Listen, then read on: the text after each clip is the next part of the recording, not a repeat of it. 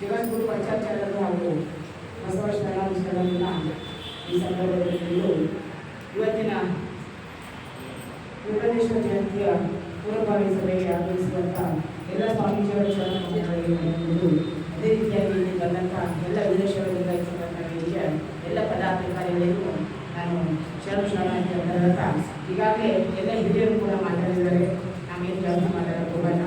ನನ್ನ ಸಮಾಜಕ್ಕೆ ಇವತ್ತಿನ ಈ ಸಭೆಯಲ್ಲಿ ಎಲ್ಲರಿಗಿಂತ ಕಡಿಮೆ ವಯಸ್ಸೋಳು ನಾನೇ ತಂದ್ಕೊಳ್ತೀನಿ. ಯಾಕಂದರೆ ಎಲ್ಲರೂ ಹಿರಿಯರಿದ್ದೀರಿ. ನಿಮ್ಮ ಮುಂದೆ ನಾನು ಮಾತಾಡುವಷ್ಟೇ ದೊಡ್ಡವರಿಲ್ಲ. ಆದರೂ ಕೂಡ ನಾನೊಂದು ಎರಡು ವಿಷಯ ಏನು ಅಂತಂದರೆ, ನಾವೇನು ದೆಹಲಿಯಲ್ಲಿ 20 ವರ್ಷದ ಜಯಂತಿಯನ್ನು ಆಚರಣೆ ಮಾಡಬೇಕಂತ ವಿಚಾರ ಮಾಡಿದ್ವಿ. ನಿಜವಾಗ್ಲೂ ಒಳ್ಳೆಯದೇ.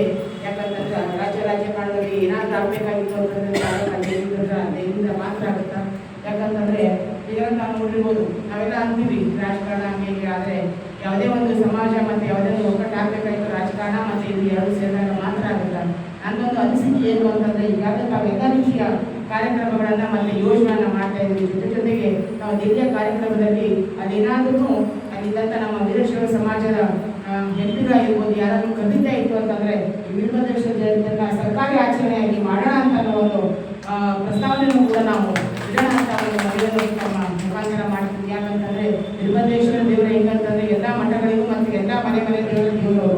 ಮಠಗಳು ಹೋದ್ರೆ ಸಮಾಜ ಹೋದ್ರೆ ಮಠ ಇಲ್ಲ ಅಂತಂದ್ರೆ ನಾವು ಏನಿದ್ರು ಏನು ಮಾಡಿದ್ರು ಉಪಯೋಗಿಲ್ಲ. ಯಾಕಂತಂದ್ರೆ ಇವತ್ತಿನ ದಿವಸ ನಾವೆಲ್ಲ ಕಲಬುರಗಿ ಭಾಗದವರು, ಆ ಕಡೆ ಭಾಗ ನಮಗೆಲ್ಲ ಸ್ವಲ್ಪ ಸಂಘಟನೆಗೆ ಎಷ್ಟು ಕಷ್ಟ ಅಂತ ಈಗಾಗಲೇ ನಮ್ಮ ಭಾಗದ ಎಲ್ಲ ಸ್ವಾಮೀಜಿಗಳು ಬಂದಿದ್ದಾರೆ. ನಮಗೆಲ್ಲ ಗೊತ್ತಿದೆಯಪ್ಪ, ನಮ್ಮ ಕಡೆ ನಾವೆಲ್ಲ ಸಂಘಟನೆ ಮಾಡಬೇಕಾಗಿರೋ ಭಾಳ ಕಷ್ಟ ಅದ. ಯಾಕಂದ್ರೆ ನಮ್ಮ ಮಠಗಳಿಗೆ ಯಾವುದೇ ರೀತಿಯ ಅನುದಾನಗಳಾಗಿರ್ಬೋದು ಮತ್ತು ಯಾವುದೇ ರೀತಿಯ ಸಹಕಾರಗಳು ಸಿಗೋದು ಭಾಳ ಕಷ್ಟ. ಬೆಂಗಳೂರು ಅಂತಂದ್ರೆ ಜಾಸ್ತಿ ಪಾಪ್ಯುಲೇಷನ್ ಇರ್ತದೆ, ಎಲ್ಲರೂ ಬಂದು ಏನಾದರೂ ಸರ್ಕಾರ ಮಾಡ್ತೀರಾ. ಆದರೆ ನಮ್ಮ ಕಲಬುರಗಿ ಆಗಿರ್ಬೋದು, ಬಿಜಾಪುರ ಆಗಿರ್ಬೋದು, ಯಾಕೆ ನಮ್ಮ ಭಾಗ ಕಡೆ ಯಾವುದೇ ಒಂದು ಮಠ ಬೆಳಿಬೇಕಾಗಿತ್ತು ಅಂತಂದರೆ ತುಂಬ ಕಷ್ಟ ಇದೆ. ಆದರೂ ಕೂಡ ಅಂಥ ಕಷ್ಟದಲ್ಲಿ ಎಂಥ ತೊಂದರೆ ಬಂದರೂ ಈಗಾಗಲೇ ನಮ್ಮ ರಾಜ್ಯಾಧ್ಯಕ್ಷರು ಹೇಳಿದ್ದಾರೆ. ನಾವೇನು ಆ ಕಾರ್ಯಕ್ರಮಕ್ಕೆ ನಾವೇನು ನಮಗೆ ಜವಾಬ್ದಾರಿ ಕೊಡ್ತೀವಿ ಅದನ್ನು ನಾವು ಖಂಡಿತವಾಗಿ ಮಾಡ್ತೀವಿ. ಮತ್ತು ವಿಶೇಷವಾಗಿ ಇಂಗ್ಲಿಷ್ ವಿಜ್ಞಾನ ಸಂಘಟನಾ ವೇದಿಕೆಯ ಒಂದು ಸಂಘಟನೆ ವಿಷಯಕ್ಕೆ ಸಂಬಂಧಪಟ್ಟಿದ್ದಾಯಿತು ಅಂತಂದರೆ ನನ್ನನ್ನು ಯಾವುದೇ ಜಿಲ್ಲೆಗಾಗಲಿ ಯಾವುದೇ ತಾಲೂಕಾಗಲಿ ಅಲ್ಲಿ ಸಂಘಟನೆ ಕಮ್ಮಿ ಬಿದ್ದಲ್ಲಿ ನನ್ನನ್ನು ಕರೆದರೆ ಖಂಡಿತವಾಗಿ ಮಹಿಳೆಯರ ವಿಷಯವಾಗಿ ಅದೇನಾದರೂ ಕೆಲಸ ಇತ್ತು ಅಂತ ನಿಮ್ಮ ಜೊತೆಗೆ ನಾನು ನಿಂತ್ಕೊಂಡು ಮಾಡ್ತೇನೆ ಮತ್ತು ಈ ಸಮಾಜವನ್ನು ಗಟ್ಟಿಗೊಳಿಸುವಂಥ ಕೆಲಸ ಮಾಡ್ತೇನೆ ಅಂತ ಹೇಳ್ತಾ ಈಗಾಗಲೇ ಪ್ರತಿಭಟನೆ ಹೇಳ್ತಾ ಇದ್ರು. ನಾವು ಹೋದ್ಸತ್ತೆ ಜಿಲ್ಲೆಯಲ್ಲಿ ಕಾರ್ಯಕ್ರಮ ಮಾಡಬೇಕಾದ್ರೆ ನಮ್ಮ ಕೆಲವೊಂದು ಅನಾನುಕೂಲಗಳು ಆಯಿತು ಅಂತ ಲೆಕ್ಕಾಚಾರ ಯಾರು ಬರಲಿಲ್ಲ ಅಂತ ಹೇಳಿ ಇವತ್ತಿನ ದಿವಸ ನಾನು ಪ್ರತಿಭಟನೆ ಇದೇ ವೇದಿಕೆ ಮುಖಾಂತರ ನಾವು ನಮ್ಮ ರಾಜ್ಯಾಧ್ಯಕ್ಷರ ಒಂದು ಆದೇಶದ ಮೇರೆಗೆ ನಾನೊಂದು ವಿಷಯನ ಹೇಳ್ತೇವೆ. ಕಲಬುರಗಿಯಿಂದ ಸುಮಾರು 50 ಜನ ಮಹಿಳೆಯರನ್ನು ಕರ್ಕೊಂಡು ಬರುವಂಥ ಜವಾಬ್ದಾರಿ ನಾನು ವ್ಯಕ್ತಿಗತವಾಗಿ ಮಾಡ್ತೇನೆ ಅಂತ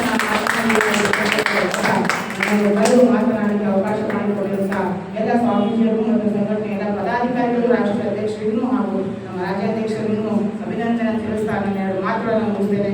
ಜೈ ಹಿಂದ್.